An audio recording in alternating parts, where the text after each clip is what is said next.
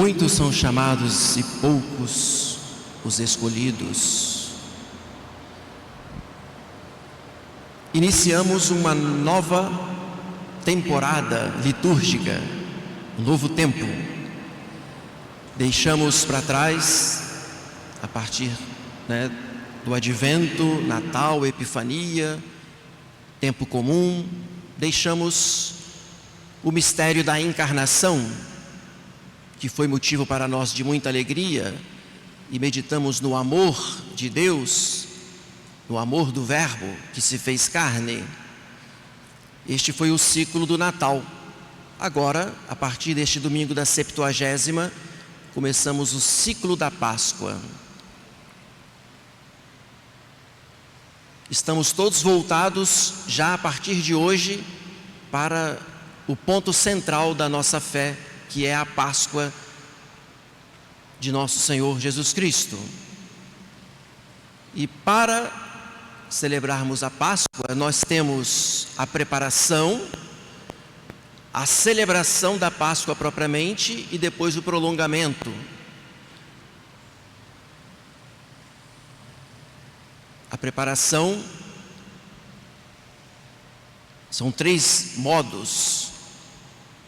A preparação remota, que são esses 3 domingos que vamos celebrar, 70ª, 60ª e 50ª.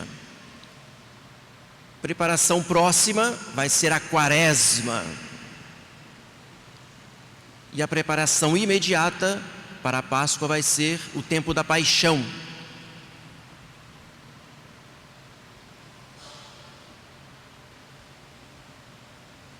Mas nós vamos celebrar a ressurreição de nosso Senhor e, além do mais, teremos a prolongação deste mistério com a ascensão aos céus e com o Pentecostes. Tudo que a igreja coloca para nós está direcionado para a contemplação de Cristo, de sua vida, dos seus mistérios. E todos nós, como membros do corpo místico de Cristo, participamos de maneira eficaz dos mistérios, não só propostos pela igreja, mas mistérios vividos pela liturgia, e que tem, portanto, um efeito vital nos membros, pois o que acontece com a cabeça, que é Cristo, necessariamente tem que acontecer conosco.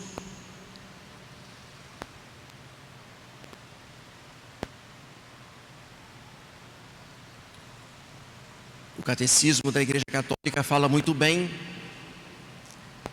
que nosso Senhor comunica a nós os efeitos, as graças que Ele viveu nos seus mistérios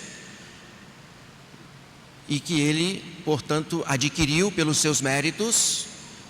E essa comunicação é de maneira copiosa, extraordinária, infinita. Ou seja, que tesouros tão grandes nós temos diante de nós através da liturgia, através da palavra de Deus, através, portanto, do próprio Cristo, que agora aqui se faz presente, vivo, pois é Ele quem fala através do Padre, é Ele que estará presente na Eucaristia e é Ele que será recebido em comunhão.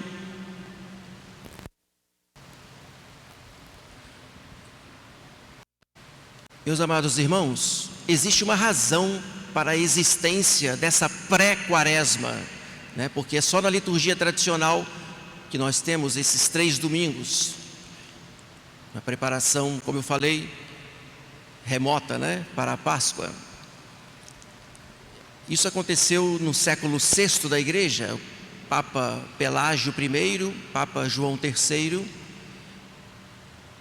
a cidade de Roma, toda a Itália de um modo geral naquela época, estava sofrendo com a invasão dos bárbaros. E já existia assim o tempo quaresmal na igreja oriental, na igreja ocidental, Nos períodos da quaresma, quando não se fazia o jejum, a igreja viu a necessidade, de aumentar um período de penitência para compensar aqueles dias que não se fazia jejum na quaresma. Essa é uma razão para a gente entender a existência desse período da Septuagésima. A segunda, como eu dizia, os bárbaros invadindo a Europa, invadindo Roma, os cristãos se viam muito ameaçados, e aí o Papa quis instituir 3 missas em 3 igrejas em Roma, nas 3 igrejas dos patronos de Roma, São Pedro, São Paulo e São Lourenço. A gente vai ver nos textos dessa missa de hoje exatamente esse aspecto de tribulação, angústia, porque era exatamente esse o espírito da época. Os cristãos perseguidos, ameaçados, amedrontados, eles precisavam recorrer à misericórdia de Deus. Por exemplo, a gente vê no Salmo 17, foi o introito que ouvimos no início da missa: cercaram-me as agonias da morte. Por exemplo, o Tractus de Profundis, do abismo do meu nada clamei, Senhor, escutai a minha oração. Então, são textos que dão a entender exatamente o espírito da época, as necessidades que os cristãos tinham. O Salmo 9 também: Senhor, vós sois o nosso auxílio no tempo favorável e na tribulação. Por isso que a coleta da missa, a oração que o padre já fez antes da primeira leitura, fala também da opressão dos pecados, e por causa dessa opressão, por causa dos pecados, é justo que Deus nos prove, nos coloque em tribulação. Ou seja, tudo isso para dizer que nós aqui agora, iniciando um novo período litúrgico, temos a ocasião também de nos colocarmos em frente a um combate espiritual, porque são as tribulações que nós vivemos nos tempos de hoje, porque entendemos como que nós somos tentados e como que os bárbaros dos tempos atuais invadem a sociedade e querem destruir a fé e muitas vezes arrancar do nosso coração o amor que temos a Deus, ou os princípios e valores nos quais acreditamos. Então, quando os cristãos lá daquela época do 6º século iam para as igrejas dos patronos de Roma, eles iam com cuidado, iam com medo, iam, portanto, se refugiando em Deus, procurando o seu auxílio. É o que nós precisamos fazer também nos tempos de hoje: procurar o auxílio da oração, dos sacramentos. E é exatamente por esta necessidade que temos de combater o bom combate é que a igreja colocou neste domingo essa epístola de São Paulo aos Coríntios, quando ele fala que lá nos estádios os corredores correm se abstendo de muitas coisas para alcançarem uma coroa corruptível. Mas o que nós queremos? Por que nós estamos aqui? Qual é o combate que nós devemos travar hoje? Quais são as tribulações que estão nos cercando? Quais são os nossos medos, as angústias? Ou qual é o pecado que nos oprime e por causa dele merecemos os castigos de Deus, que também são atuais? E qual é o meu ânimo? Como é que eu sou diante desse desafio que tenho? Porque nosso Senhor, Ele quer que eu seja um bom soldado, um bom atleta. Quer que eu me empenhe na minha santificação?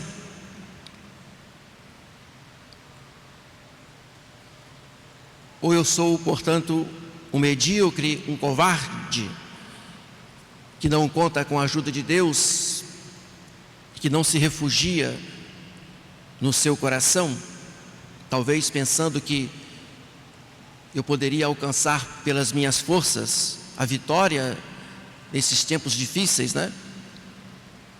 Nós não poderemos jamais, sem o auxílio da graça de Deus, sem a força da oração e sem a eficácia dos sacramentos que vêm a nós para nos santificar.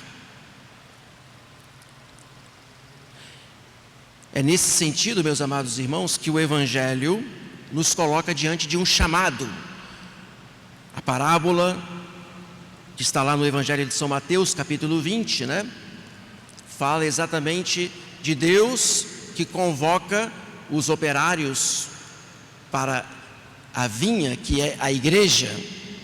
E todos nós aqui fomos chamados, como na parábola nós vemos os diversos horários, é para que a gente entenda que seja lá qual for o tempo em que estamos vivendo, em que época, nós devemos atender ao chamado de Deus. Precisamos corresponder à sua voz e precisamos, portanto, estar na igreja, dispostos a combater, dispostos a trabalhar na santificação pessoal. Aí não sei qual é a idade que você tenha, qual é a época da sua conversão, porque eu sei que tem pessoas que são católicas de berço e outras não, outras que foram batizadas, mas se converteram na juventude. Mas, como diz os santos padres da igreja, essa parábola é para encorajar aqueles que se convertem tardiamente. E tem muitos casos de pessoas que deixam para trás uma vida pecaminosa e talvez por tanto tempo não atendendo aos apelos do chamado de Deus, fechou o coração, mas ainda bem que é melhor ser tarde, do que nunca. O fato é que nós todos um dia receberemos de Deus a recompensa. E mesmo aqueles que se converteram agora no fim da vida, como o bom ladrão, que lá na cruz obteve a salvação na última hora, todos nós obteremos a recompensa que Deus promete para aqueles que são fiéis. Muito bem, servo bom e fiel, porque foste fiel nas poucas coisas, eu te confiarei grandes coisas.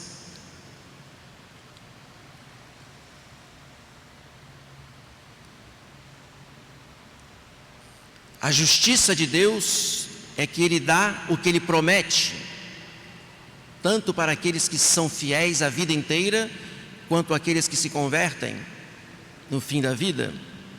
Mas existe sim aqui uma misericórdia infinita, porque sempre é desproporcional.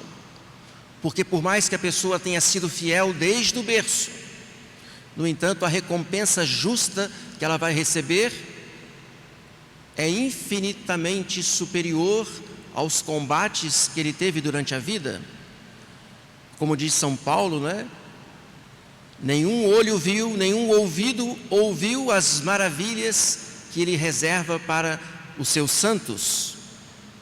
É desproporcional, porque Deus é sempre misericordioso, porque por mais que sejamos fiéis, nós talvez não mereçamos uma recompensa tão grande que é a visão beatífica. E com muito mais razão, aqueles que no fim da vida começam, portanto, a trabalhar na vinha da igreja, começam a se empenhar na santificação da própria alma, da família, começam, portanto, a influenciar os meios aonde trabalha, no convívio. Eis o cristão que atende ao apelo de Deus, eis aquele operário que também busca não só a própria santificação, mas também das outras pessoas que fazem parte do seu contexto de vida. Eu queria aqui, meus amados irmãos, dizer que tem um exemplo muito bonito para testemunhar para vocês, de uma alma muito fiel a Deus, uma paroquiana que veio a falecer há uns dias atrás, uma senhorinha, mais de 80 anos, Dona Penha. Aqui nós vamos ver o exemplo de alguém que talvez desde a infância tenha sido católica, na juventude até o matrimônio, porque sempre atendeu ao chamado de Deus, Só que no casamento ela sofreu muito. O marido a deixou depois de ela ter tido vários filhos com ele. E ali o sofrimento, portanto, foi para ela uma grande prova. Ela sim, ali, a partir de então, começou a combater o combate da provação de Deus, tendo que criar os filhos, talvez na pobreza, mas sempre sendo fiel, sendo exemplo para aqueles filhos que um dia lhe dariam muito trabalho, desobedeceriam tremendamente, e lhe causariam muitas dores do coração. O fato é que ela chegou à velhice sendo provada por muitas doenças e enfermidades, até que no Hospital da Posse, lá em Nova Iguaçu, Deus levou aquela alma vítima que se imolou durante toda a sua existência que teve fases diferentes e chamados específicos para cada época, chamados estes que foram generosamente atendidos por esta alma que terminou a sua vida se imolando como uma hóstia pura. Mas eu quero dizer que na missa de sétimo dia Deus quis mostrar de maneira visível como que Ele estava contente de poder receber essa alma na eternidade. Na missa de sétimo dia Deus queria mostrar que através daquela missa celebrada, talvez, podemos acreditar nisso, a sua alma já estaria na união perfeita com o amado, Deus quis mostrar através de uma chuva copiosa, quase localizada, que aconteceu ali na igreja de Nova Iguaçu, onde nós padres residimos, Padre Edilson e eu, naquele dia ensolarado e quente, um céu azul, e no entanto fomos surpreendidos com uma chuva que era iluminada com os raios do sol. Talvez para entender aqui, de maneira comparativa, que a vida dos santos é sempre fecunda, e a pessoa, quando se santifica, ela, participando do corpo místico de Cristo, ela também santifica os demais. E sendo o operário da vinha da igreja, ela nunca trabalha apenas para si, mas também que ela coopera de maneira fecunda na santificação dos outros.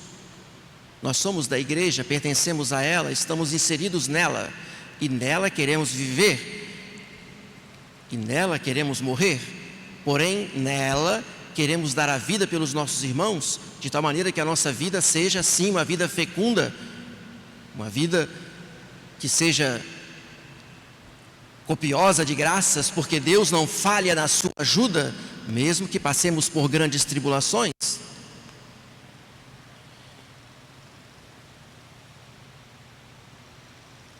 Existe sim a vida infecunda de tantas pessoas ociosas, que perdem o tempo com tantas futilidades, e por isso na parábola a gente vê o caso daqueles que, ninguém nos contratou, como se pudessem dar uma desculpa. No entanto, nós não podemos. Deus está nos chamando agora, começando o tempo da Septuagésima. Eu posso sim, a partir de hoje, colocar uma meta na minha vida espiritual, para que eu seja um bom soldado de Cristo, um bom atleta, um bom operário na vinha da igreja, para que a minha vida seja fecunda, porque Deus quer, através de mim, também salvar as almas. Mas não para por aí.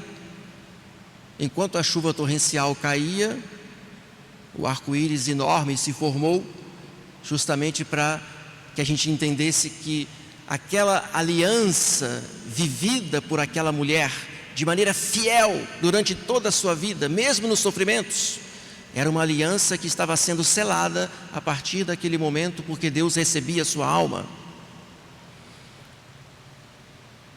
Essa aliança então é o sinal pelo qual nós podemos detectar se nós somos de fato um bom soldado de Cristo, se nós estamos inseridos na igreja com o nosso corpo vivificado pela graça, participando, portanto, da vida de Cristo, de tal maneira que a sua vida tenha efeito em nós. Essa aliança da graça, esse pacto de amor que a alma vive constantemente. E por isso mesmo, para que esta aliança não seja rompida, o soldado tem que se abster de muitas coisas, para que depois ele possa receber a coroa incorruptível da aliança eterna, que nós teremos no céu, assim esperamos. Nós não somos medíocres e covardes a ponto de não acreditar de que Deus possa nos recompensar. Claro, porque Ele é misericordioso e justo.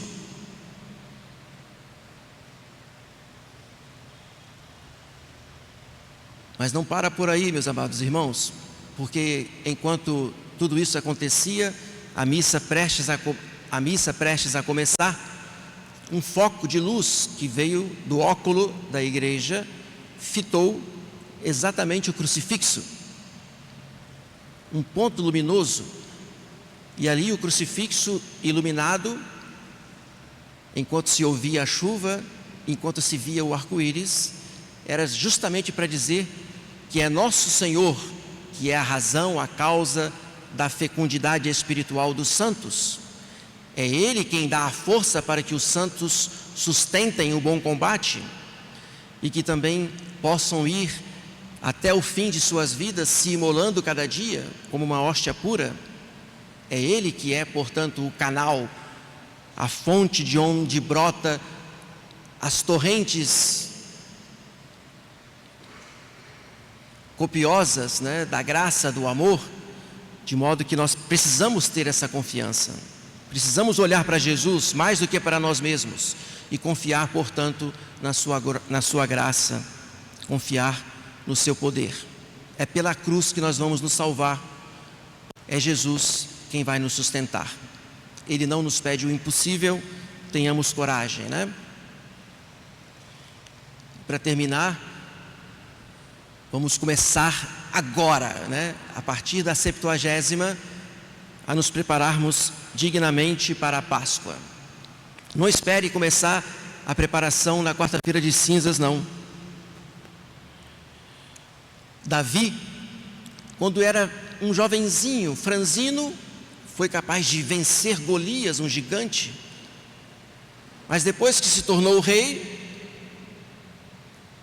se deixando levar pela concupiscência da carne, baseada certamente no orgulho e na vaidade, ele acabou caindo no adultério. Mas Davi, arrependido, ele recitou o Salmo 76, onde está escrito: Nunc cep, agora eu começo agora. E São José Maria Escrivá, ele diz no livro Sulco, número 161, Nunc cep, agora começo. É o grito da alma apaixonada, que em cada instante, quer tenha sido fiel, quer lhe tenha faltado generosidade. Mas é uma alma apaixonada que a cada instante renova o seu desejo de servir, de amar o nosso Deus com uma lealdade sem brechas, sem concessões. Nunc cep. Peçamos a Nossa Senhora então que nos dê a graça da perseverança para sermos santos e salvarmos nossas almas. Louvado seja nosso Senhor Jesus Cristo.